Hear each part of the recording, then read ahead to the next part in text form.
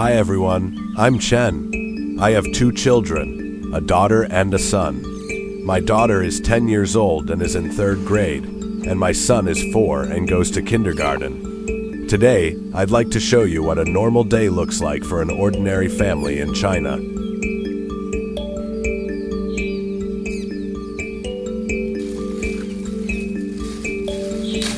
Her breakfast is always simple, bread and milk.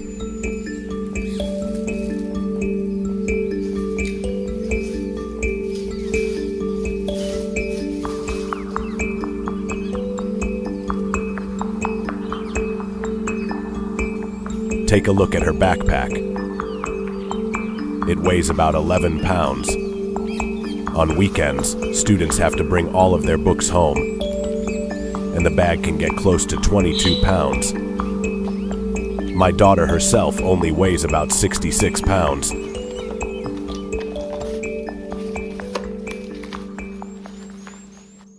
As a parent, I have serious concerns about China's education system. So much learning is focused on exams. English is a good example. Students spend years studying it, but many never learn how to actually communicate. They can score well on tests, yet struggle with basic conversations. A few days ago, my daughter told me her math teacher had once again taken over an art class. In many schools, subjects like art, music, and computers are treated as less important because they are not tested. That frustrates me. I always tell my daughter that if she genuinely loves something, I'll support her learning it, whether it's on an exam or not.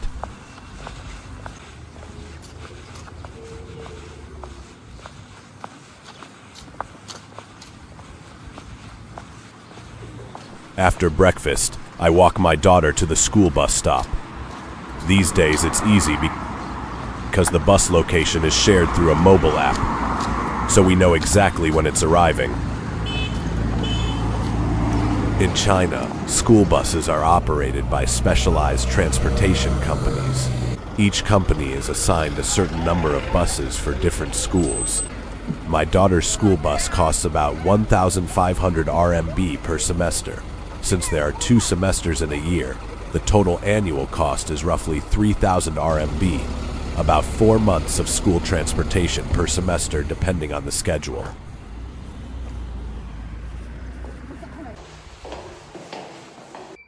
Back home, the first thing I do is feed our dog, Snowball, a Pomeranian.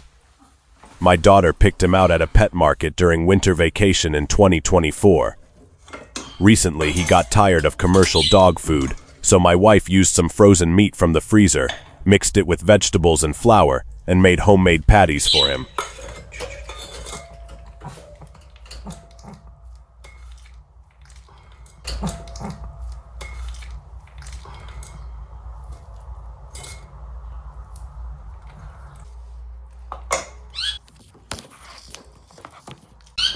Watching him eat sometimes makes me wonder what's really inside processed pet food. Food safety has been a long-standing concern in China. Every year scandals are exposed, but many people feel little changes afterward. That's one reason I prefer preparing some of his food myself.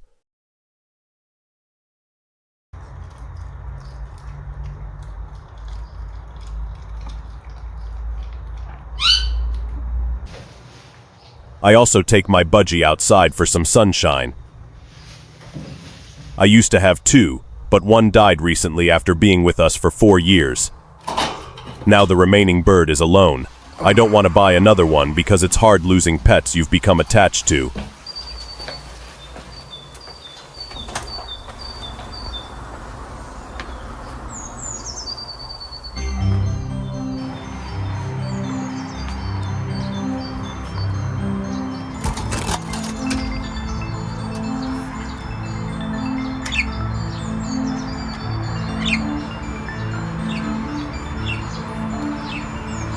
While the air is still cool, let me show you my small vegetable garden. This spring I planted peppers, winter melon, loofah, eggplants and chives. Everything is growing well.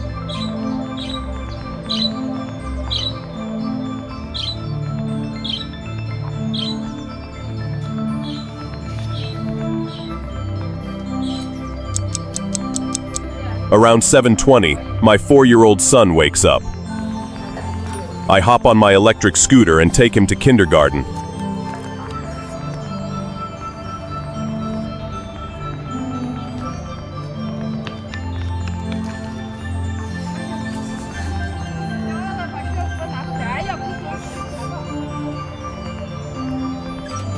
This is the morning rush hour. The streets are full of people heading to work and school.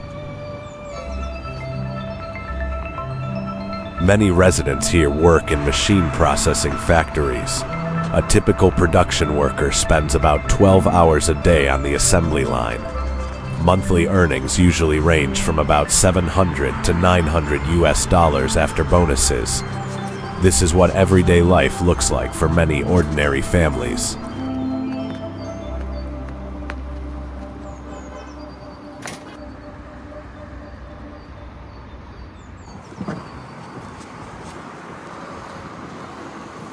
After dropping my son off, I ride my e-bike back to my neighborhood and park it in the public bike shelter.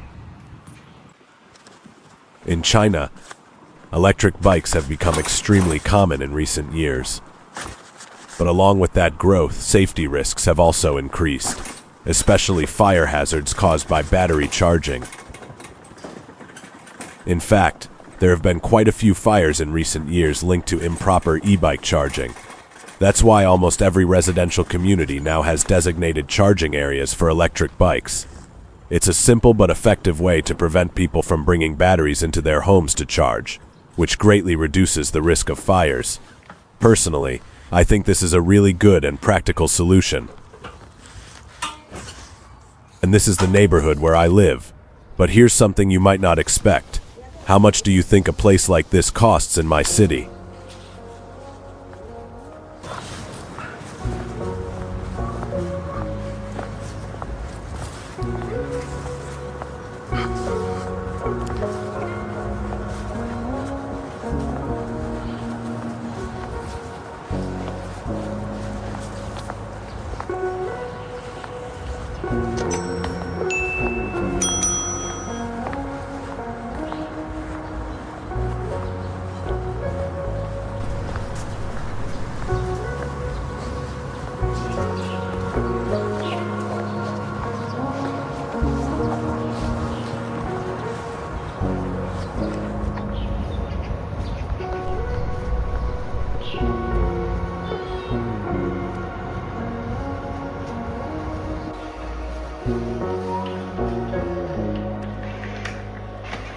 After dropping the kids off, I came back home and started my work for the day. I call it work, but to be honest, I'm currently trying to work for myself, and I'm not making any money yet. I used to work in film and video post-production, but the industry has been struggling over the past few years, and there hasn't been much work available. So right now, I'm learning vibe coding. I'm teaching myself how to build websites and AI tools for overseas users, something people in China often call going global. Once my first tool is online, I'll share it with you. Oh, and at the same time, I'm also trying to become a YouTuber. So, if you enjoy my videos, please consider subscribing to the channel. My wife stays at home full-time to take care of the children, so she doesn't have a regular job either. For lunch today, she made kai hizi, a kind of Chinese vegetable-filled pie. While we were eating, a teacher from my daughter's childcare center called. She said my daughter had forgotten to bring her books and exercise books, and asked whether I could bring them over. Of course, I said yes. After lunch, I took the books to her childcare center. In China, this kind of place is often called a xiaofanzhuo, which literally means small dining table. Many parents don't have time to go home and cook lunch for their children, and the children may have nowhere else to eat or rest at noon. At a xiaofanzhuo, children can have lunch, and each child usually has a small bed where they can take a short nap afterward. It costs about 1,800 RMB per semester. There are usually many of these childcare centers around every school. Some children only stay there during the lunch break. This is called wutuo, or lunchtime care. Other children also go there after school because their parents are still at work. This is called commute or full day care. Their parents pick them up after they finish work. 亏着嘞，缺的给他放下了都。这里就是他的托管，名菜一个小窗口，小饭桌也叫。看着名菜了吗？看着了啊。基督教堂。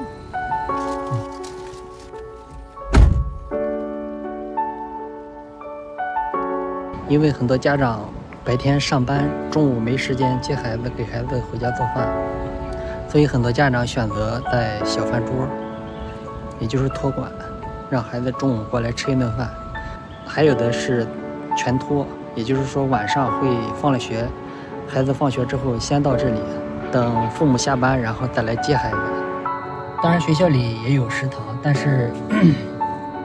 是学校里是没有休息的地方，没有躺着休息的地方。孩子吃完饭以后只能回到教室，坐在自己的座位上休息。小饭桌在中国特别普遍，几乎每个学校附近都有数十家小饭桌。每到中午放学的时候，小饭桌的老师会带领着放学的学生回到这里，差不多他们吃完饭以后能睡半个多小时，然后老师会集体叫起来，然后他们集体再去学校。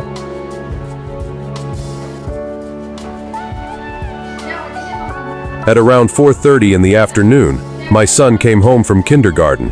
As soon as he got home, he started playing with his toys on the coffee table.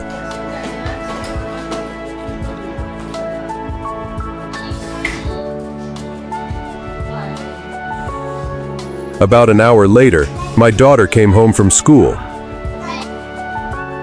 After dinner, she started doing her homework.